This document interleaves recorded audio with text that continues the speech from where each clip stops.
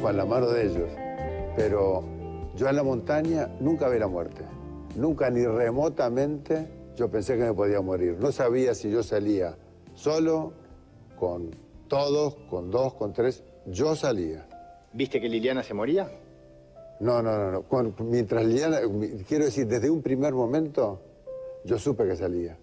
El Pancho Delgado siempre decía a Dios rogando y con el mazo dando. Es decir, por un lado orabas y por otro accionabas. Es decir, las dos cosas se dieron. Creo que si nos hubiéramos quedado orando, hubiéramos estado congelados, hubiéramos quedado en la montaña. También hubo una parte de acción. Pero esto es una apreciación mía, pero Dios fue muy tangible en los Andes para mí. Yo casi que lo sentía. Pero no entiendo esta historia como el milagro de los Andes. Milagro hubiera sido que hubiéramos aparecido los 45 vivos después de los 70 días. Mirá, Dios fue parte de esta historia. Es innegable, pero no resolvió la historia. Nos dio las herramientas para resolverla. Yo creo que Dios, rezamos todos los días, digo... me acuerdo que había ido a una misa un mes antes y el cura decía algo de la Biblia que decía que donde hay más de 3 personas reunidas en su nombre, todo lo que le pidas a Dios te lo iba a conceder. ¿Sentís que en estos 40 años perdiste un poco esa fuerza que tenías, esa fuerza espiritual que tenías en la montaña? Sí, normalmente vivís controlando todo. Tenés el auto, tenés el aire acondicionado, tenés todo. Hasta que un día te encontrás con un paciente que se está muriendo, que tiene 1 año y que le decís, Dios, por favor, dame una mano y sacalo adelante. Y con respecto a la otra parte de la pregunta, es cómo lo concibo hoy, se me ha ido apagando. Yo creo que Dios aparece también cuando está muy vinculado con la humildad, con el despojo de lo material. Yo volví a la cordillera, o volvimos varios, juntos, éramos 11, yo convencido que me iba a encontrar con aquel Dios que había conocido en la montaña y no apareció. En aquel momento me calenté mucho con Dios, realmente estuve indignado y hoy día no creo en Dios. Y sin embargo vuelvo a la cordillera. Vuelvo el próximo enero por 13ª vez en mi retiro espiritual y me encuentro con todo lo que aprendí, con todo lo que conocí de mí mismo. Básicamente salí creyendo y sigo creyendo cada vez más en el ser humano, en mis capacidades y en mí mismo. Como verás, hay 16 cordilleras diferentes, ¿verdad? Y nosotros contamos la nuestra para ayudar a otros a superar la propia, que siempre es la más importante, ¿verdad? Pero que Dios existe, sin lugar a duda. Yo no volví más católico, ni más budista, ni más ninguna religión, solamente sabiendo que Dios existe. Y ya no es que crea, sino que lo sé. Estábamos solos y perdidos en el medio de la cordillera. Teníamos 20 años, tenías que aferrarte a algo. Entonces la presencia de Dios era muy, muy fuerte y lo sentías. Yo te digo sinceramente, yo sentía la presencia de Dios allá en la cordillera. ¿Aún con los amigos que se iban muriendo? Aún con los amigos que se iban... A mí nunca me dio bronca, yo cada vez rezaba más y cada vez pedía que me ayudara y cada vez pedía que poder salir todos de ahí. En la montaña era difícil de entender por qué ese Dios tan magnánimo que habíamos aprendido en el colegio, ese señor bueno de barba, nos estaba haciendo pasar por todas esas pruebas, viendo morir a nuestros compañeros, haciéndonos sufrir cada día más, salvándonos de un accidente, teniendo que alimentar con nuestros compañeros, después la luz. Es decir, ese Dios magnánimo, ¿dónde estaba? Yo tuve una rebeldía con Dios que Carlitos me insistió para que volviera a rezar el rosario con el grupo. Estuve 2 días que no quise, no me voy con el rosario. Aparte que me aburría muchísimo el rosario. Pero me sentí tan solo esos 2 días que en un momento de miedo Carlitos me tira el rosario y dice, Fito, seguí, acompañanos con el rosario. Y me metí y te metés en el grupo, el rosario nos unía, nos daba todo. El rosario fue muy unificador. Estando sepultados abajo de la avalancha, en aquella oscuridad, cuando logran hacer un túnel y abrir la ventanita de la izquierda del piloto, entró un rayo de luz muy grande, al cual todos seguimos y salimos por ahí, si mal no recuerdo, ¿verdad? El día estaba precioso, celeste, con un sol, toda la nieve blanca limpia. No estaba nada de la mugre que teníamos alrededor del fuselaje. Estaba todo sepultado. Y sentados arriba de la nieve por un hoyito que estaba a unos pocos metros, veías salir de a uno. Como si la nieve los estuviera pariendo nuevamente, como para empezar de vuelta, todo limpio, ¿verdad? Y ahí salieron 8 menos, pero te juro que ahí yo sentí la presencia de Dios y me acuerdo que varios de nosotros conversamos eso, ¿verdad? Estábamos solos y perdidos en el medio de la cordillera. Y claro, porque tuvimos que hacer una sociedad de la nieve donde la cordura era otra de la sociedad del llano, donde tenés que hacer tu propia agua, donde tenés que hacer tus propias frazadas, donde tenés que hacer que tu corazón funcione y donde conoces un Dios como nunca había conocido en mi vida, que es el Dios de los Andes. Le decías, por favor, Dios, ayúdame, porque el Dios de la tierra es no tomes, no bebas, no mientas, no hagas una cosa, nada. Pero el Dios de los desesperados, ese Dios que le digo, por favor, ayúdame cuando el niño está sangrando y la madre llora, y yo digo, por favor, un poquitito más te pido, es el Dios que conocí en los Andes. Hay un Dios diferente de los momentos duros de la vida. Bueno, ¿qué les pareció este video? Alguno dirá, ¿qué tendrá que ver esto, ¿no? con la iglesia, con nuestras meditaciones de hoy? La verdad que me conmovió ver este video, porque de alguna manera, yo no sé si conocen de qué se trata esta historia, todos. Hace 40, 50, 52 años sucedió esta tragedia de los Andes, así como la conocemos, y un grupo de 45 personas cae de un avión en la mitad de la cordillera, de los cuales sobreviven 16. Algunos de ellos estaban en este video. Eran un grupo de muchachos jóvenes que jugaban al rugby, uruguayos, y allí, después de 72 días de escenas terroríficas donde murió la mayoría del grupo, conocemos entonces los testimonios de estos sobrevivientes. ¿Y por qué lo traje? Porque de alguna manera me pareció interesante ver cómo cada uno relacionaba su experiencia, su circunstancia adversa, su momento tremendo con Dios. Y allí vimos a alguno que ponía a Dios en un lugar preponderante en esa escena, pero que luego la presencia de Dios se había apagado. Alguien decía, vuelvo, pero ya no lo encuentro. Otro decía, yo me enojé con Dios. Entonces mi enojo es tanto que ahora ni creo en Dios, solo creo en mí mismo y en mi fortaleza, como si fuera eso lo que lo hubiera salvado de la circunstancia, ¿no? Otros, al contrario, dicen, aprendí de un nuevo Dios, un Dios que no conocía, un Dios que no es el Dios del mundo, de la cotidianeidad, sino el Dios de los Andes. Y ni hablar si conocemos al Dios del universo. Hay un Dios diferente en las circunstancias que algunos llegaron a conocer. Y durante este mes, los mensajes de cada domingo tuvieron que ver con las circunstancias y lo que íbamos a enfrentar en este año. Y quiero concluir enero también por este lado. Y allí escuchamos en el primer sermón de este mes, el pastor Justo Hanse nos traía una verdad dolorosa, que es que vamos en este año a tener pruebas. Vamos a tener circunstancias adversas. Vamos a tener dificultades. Y esperen, que no está terminado el mensaje, porque el mensaje del Evangelio es buenas noticias, y lo que estoy diciendo parecen ser todas malas. Pero al final del mensaje seguramente nos iremos con el corazón confortado, lleno de lo que Dios nos dice para este tiempo. Pero nos decía Justo acerca de la necesidad de aferrarnos a Jesucristo, la luz del mundo. Vamos a tener momentos de oscuridad, momentos en que nos parezca que estamos en un pozo. A lo mejor en este momento, y lo sabemos, y nuestro corazón está apretado, y estamos orando mucho, porque sabemos de muchas personas entre nosotros, en circunstancias muy dolorosas en este momento. Y sabemos que son tiempos oscuros para algunos, tiempos donde parece que no hay sentido, no hay luz. Y Justo nos invitaba a mirar en Jesucristo, que es aquel que trae la luz. Y Daniel Junta también nos traía un precioso mensaje, y él también nos decía, Dios no nos va a evitar las pruebas en un momento, pero lo que sí va a hacer es acompañarnos a transitarlas, algo así, ¿no, Daniel? Esto es lo que habías compartido. Y él nos animaba con su mensaje, Dios renueva sus promesas de amor, protección y cuidado. Y así vamos caminando este enero.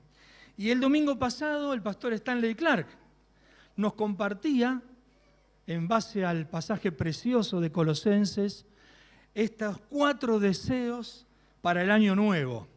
Y hablábamos, o escuchábamos y meditábamos, seguramente lo seguimos en la semana, el conocimiento de la voluntad de Dios, que vivamos una vida digna del Señor, que tengamos fortalecimiento con el poder de Dios y que manifestemos gratitud con gozo. Y yo celebraba cuando escuchaba estos mensajes, porque allá por la primera semana de enero. Estábamos en la playa con mi esposa y mi hija leyendo un devocional y en un momento sentí como muy fuerte, esto es lo que yo creo que tengo que ahondar y que tengo que compartir. Un texto que tal vez sea de los más conocidos que haya en la Biblia. Así que, con la ayuda de Dios, yo quisiera que podamos juntos reflexionar en breves momentos, espero hacerlo, acerca de un pasaje que nos ayuda en nuestro posicionamiento como hijos de Dios en relación a nuestras circunstancias, el modo en que nos posicionamos para enfrentar las circunstancias o para transitar las circunstancias o para trascender las circunstancias adversas o que nos duelen o que son de gran dificultad para nosotros. Así que les invito a leer en Filipenses 4, del versículo 10 al 13. Dice la palabra de Dios: me alegro muchísimo en el Señor de que al fin hayan vuelto a interesarse en mí. Claro está que tenían interés, solo que no habían tenido la oportunidad de demostrarlo, escribe Pablo a los filipenses. No digo esto porque esté necesitado, pues he aprendido a estar satisfecho en cualquier situación en que me encuentre. Sé lo que es vivir en la pobreza y sé lo que es vivir en la abundancia. He aprendido a vivir en todas y cada una de las circunstancias, tanto a quedar saciado como a pasar hambre, a tener de sobra como a sufrir escasez. Todo lo puedo en Cristo, juntos, que me fortalece.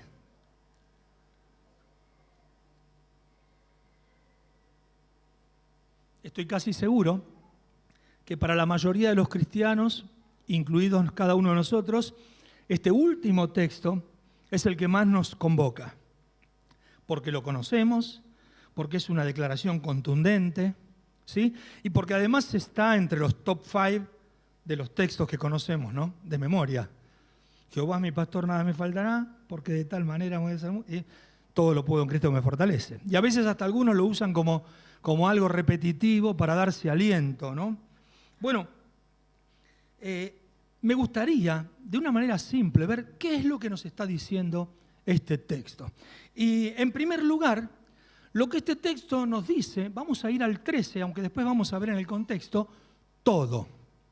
Esa es la primera palabra de este texto, todo. Todo lo puedo en Cristo que me fortalece, todo. Y yo me preguntaba, bueno, muy bien, ¿qué es todo? ¿Qué es todo? ¿Alguien puede ayudarme? Lo bueno, lo malo, lo mediano, todo es todo. Y de hecho Pablo no puede mencionar todo, como yo no podría mencionar todo, porque todo es inabarcable. Pero el todo de Dios es todo abarcable. El todo real para Dios sí es abarcable. Por eso dice todo. Se trata de una expresión cuantitativa en la que nada queda afuera. El todo no es algo, no es casi todo, no dice alguna cosa sí y alguna cosa no, dice todo lo puedo en Cristo que me fortalece. Todo. En cualquier circunstancia que nos toque vivir en el presente y en el futuro, todo está incluido. Y Pablo lo deja entrever porque nos habla de pobreza, nos habla de abundancia, nos habla de necesidad, de saciedad, de carencia, de holgura, todo, todo. Así que, querido hermano, amigo, este todo del cual este texto se expresa incluye las dificultades económicas, todo. Este texto incluye los conflictos familiares, todo. Incluye las pérdidas, todo. Incluye los fracasos personales, todo. Incluye las enfermedades, todo. incluye las crisis conyugales, matrimoniales, todo. Incluye nuestros sentimientos desagradables, los miedos, las inseguridades, las tristezas, todo. Incluye las consecuencias de nuestras malas decisiones, todo. Incluye aquello que esperamos y se demora y aún no llega. Incluye absolutamente todo. Así que ya tenemos una primera visión acerca de a qué cosas refiere el texto. Todo lo referido a nuestra vida y a nuestras circunstancias es abarcado por este todo. Ahora, muy bien, ¿todo qué? Bueno, todo sigue lo puedo. Y entonces hace referencia a un poder. Todo lo puedo. Y habla de ya, no cuantitativamente, sino de un recurso, de una cualidad que es el poder. Una actitud, una posibilidad, un recurso, el poder. Todo lo puedo. Poder es algo bastante atractivo para las personas. Algunos han dicho, yo sé que es viejo el dicho, dale poder a una persona para conocerlo. Porque el poder saca muchas veces lo peor de las personas. ¿Sí? No vamos a buscar ejemplos. Pero el poder es atractivo. Por poder se mata, por poder se pelea, por poder se quiebran familias, por poder pasan tantas cosas en el mundo, ¿no? Ahora, podríamos creer que Dios dice que vamos a tener poder nosotros sobre las circunstancias o contra las circunstancias. Y lamentablemente muchos cristianos leen este texto de esta manera. Yo voy a poder con lo que venga. Yo voy a poder, como si fuera una posibilidad de controlar. Yo todo lo puedo. Entonces, cuando tengo un conflicto con las personas, voy a poder contra las personas. ¿Sí? A veces resulta espantoso cuando hay algún conflicto interpersonal, que a veces leemos los salmos que hablan de los enemigos que serán destruidos y mandamos a aquellos que tenemos cerca al lugar de enemigos para que sean destruidos por la ira de Dios. No, hermano, no es así. No es contra. Este poder no es contra, no es un poder manipulador, porque esto mostraría enseguida sus carencias y algo que sería inevitable, nuestras limitaciones. No podríamos con todo, no tenemos con qué. Yo aprecio la experiencia de este hombre que decía, yo voy a la cordillera y lo que hago es fortalecer aquello que aprendí de mí mismo, precioso conocer de nosotros mismos, y aprecio el poder que tienen las personas, el humano. Y ahora creo en mí mismo. Ay, pobre, porque se va a encontrar con su limitación. No va a poder con todo. Entonces habla de un poder específico. No se trata de que yo en mí mismo o que vos en vos mismos tengas el poder para todo. No se trata del poder de la autosuficiencia que lleva a la soberbia de las personas y al alejamiento de Dios.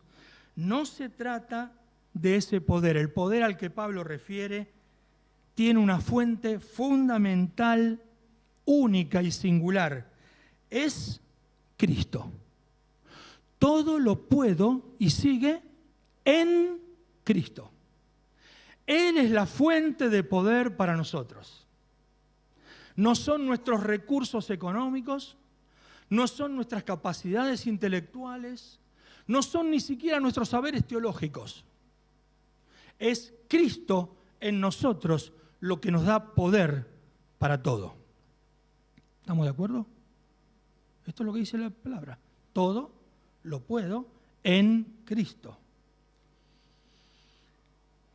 Si fuera diferente, Pablo estaría negando a Cristo. Porque el Señor Jesucristo en Juan 15:5 dice, el que permanece en mí, como yo en él, dará mucho fruto. Porque separados de mí, no pueden ustedes hacer nada. Fíjense qué contraste. Todo lo puedo en Cristo. Separados de mí, dice Cristo, no pueden ustedes hacer nada. Tremendo, ¿no? Así que Pablo lo tenía claro esto. Todo lo puedo en Cristo. En Cristo.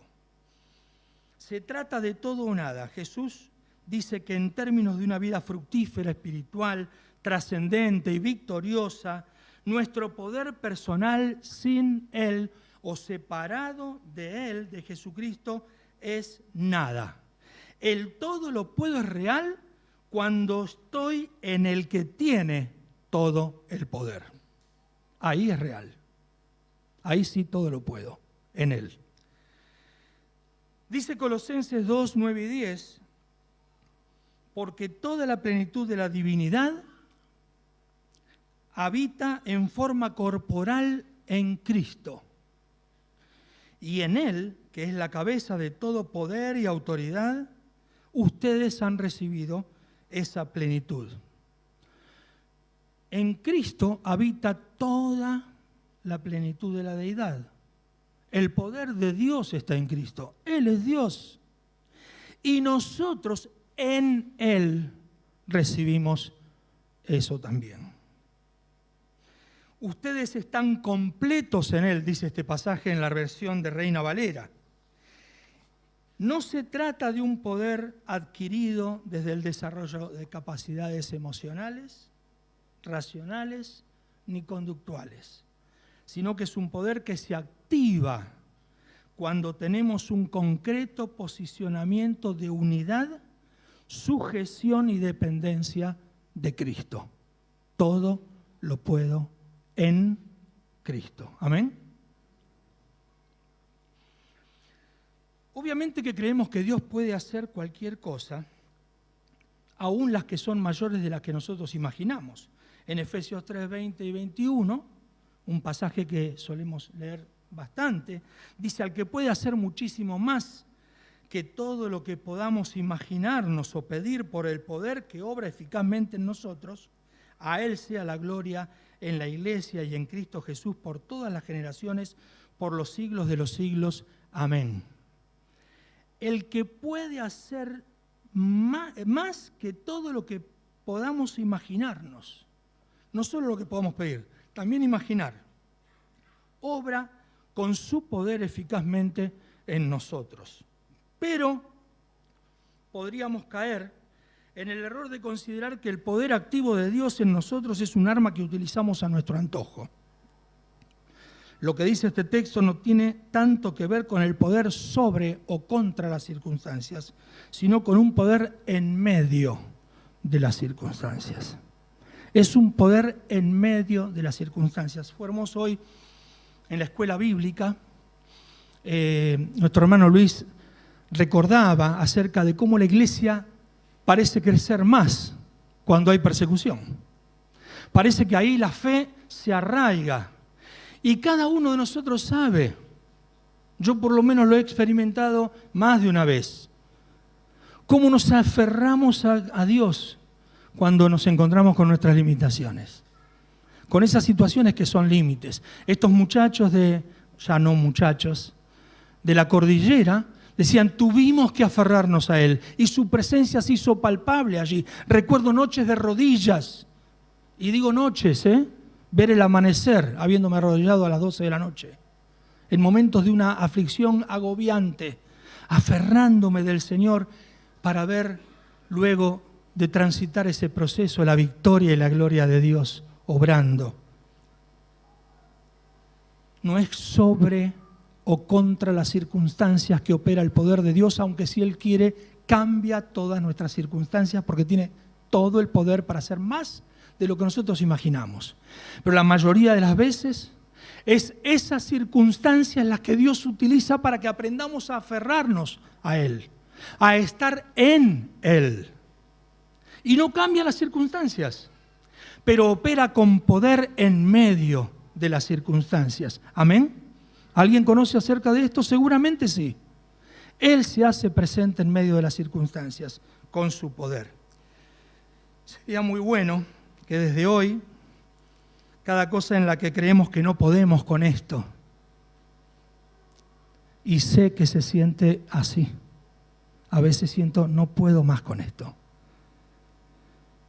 En vez de ejercitarnos en la queja, que me sale fácil, y en el desánimo, que me aparece bastante frecuentemente, podamos ejercitarnos en la pregunta, ¿cómo estoy en Cristo? Para aferrarme más a Él. Porque si estamos en Él, podremos enfrentar todas las situaciones con el poder que Él nos da. Porque todo lo puedo en Cristo. Amén. Es significativo el ejemplo de Pedro caminando sobre las aguas. Mirando al Señor, caminaba por la superficie de las aguas. Una locura, una locura. ¿Cómo me hubiera gustado ser Pedro en ese momento? Ver al Señor, ni hablar. Y caminar sobre el agua, un flash. Pero cuando bajó la vista a las circunstancias, empezó a hundirse. En Él tenemos una fortaleza que viene de Él, que nos permite atravesar cualquier circunstancia. Pablo se encontraba en medio de una circunstancia bastante compleja, una que cualquiera de nosotros posiblemente la tomaría como algo dramático. Él estaba preso cuando escribía esto. No estaba en un lugar de camping y mirando la vegetación se puso a escribirle a los amigos de Filipos. No, estaba preso, encadenado, ¿sí? Dice, hermanos, quiero que sepan en el capítulo 1 de Filipenses que en realidad lo que me ha pasado ha contribuido al avance del Evangelio. Estaba contento, porque estaba preso, pero había contribuido al avance del Evangelio. Y dice, es más, se ha hecho evidente en toda la guardia del palacio y a todos los demás, que estoy encadenado por causa de Cristo. Así que fíjense cómo era la situación. En ese contexto, viene Epafrodito y le trae una ofrenda de la iglesia de Filipos. Y Pablo recibe esta ofrenda y por supuesto la agradece. Por eso empezamos leyendo esto de que no es que se habían olvidado de mí, solo que no habían tenido oportunidad, ¿sí? Había llegado la ofrenda y él aprovecha esta situación, no para hablar de la ofrenda, aunque podemos aprender mucho de esta práctica preciosa de la comunión y la adoración que es la ofrenda. De hecho, Pablo en ese momento dice, es una ofrenda fragante, un sacrificio que Dios acepta con agrado. Sin embargo, Pablo aprovecha ese momento para mostrar un posicionamiento y enseñarnos acerca de ese posicionamiento especial e inspirador. Dice en el versículo 11 al 13 que leímos, he aprendido a estar satisfecho en cualquier situación en la que me encuentre. Sé lo que es vivir en la pobreza, sé lo que es vivir en la abundancia.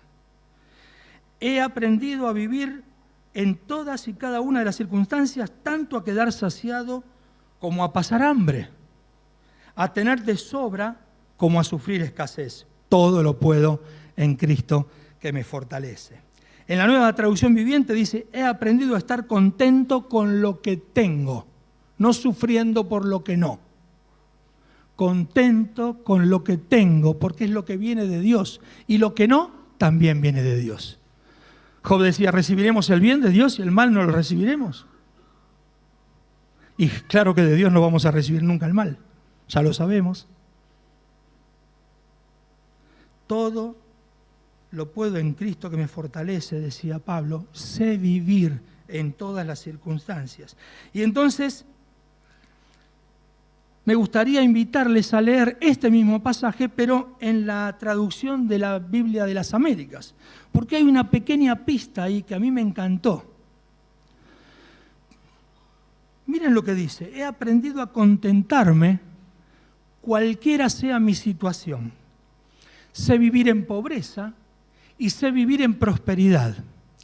En todo y por todo he aprendido, escuchen, he aprendido el secreto Hay una película, El secreto, ¿no?, que justamente inspira a la autosuficiencia. Pero acá dice Pablo, he aprendido el secreto, tanto de estar saciado como de tener hambre, de tener abundancia como de sufrir necesidad. El secreto es que todo lo puedo en Cristo, que me fortalece. El secreto es que estoy a cuentas, estoy contento, he aprendido a contentarme, cualquiera sea mi situación, porque todo lo puedo en Cristo que me fortalece. La fortaleza de Pablo radicaba en estar aferrado a Cristo. No era la solución a sus situaciones, no era la resolución de sus conflictos, no era el remedio de sus enfermedades lo que lo alegraba, lo que lo contentaba, era su fe y su comunión con Cristo, en la que aprendió el secreto del total contentamiento, porque en cada circunstancia el Señor era su fortaleza. Hermano, el Señor quiere ser tu fortaleza en este año, el Señor quiere ser mi fortaleza en este año, en todas las circunstancias.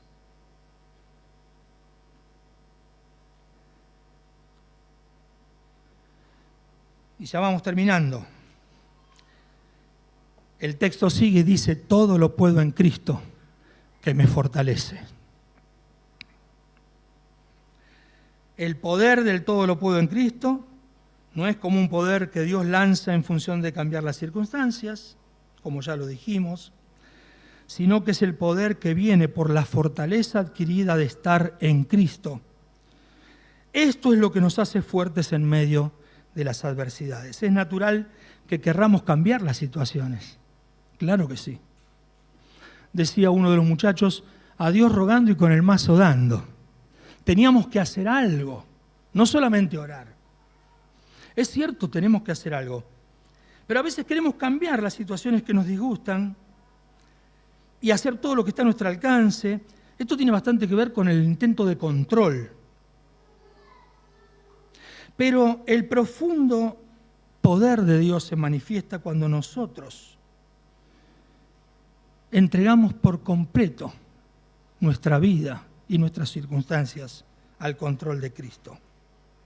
Estar contento en cada situación no es el producto de una maniobra de autocontrol emocional. Los estoicos hablan de cancelar emocionalmente todo lo que es arraigo. Entonces no sufren, porque no están arraigados a nada. Pero eso es partirse, eso es mutilarse. Dios no quiere que enfriemos nuestro corazón. Dios no quiere que nos mutilemos en nuestras emociones, para nada. La forma de poder de los estoicos tiene que ver con la autosuficiencia. Nosotros somos suficientes en Él, no en nosotros.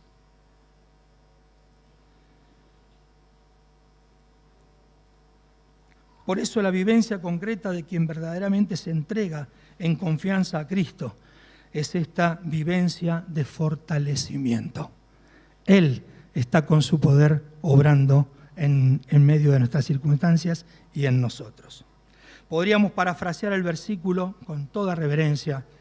En Cristo tenemos la fortaleza necesaria para afrontar cualquier circunstancia de la vida en victoria.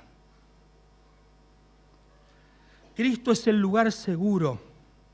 Él es la roca sobre quien debemos fundar nuestra vida.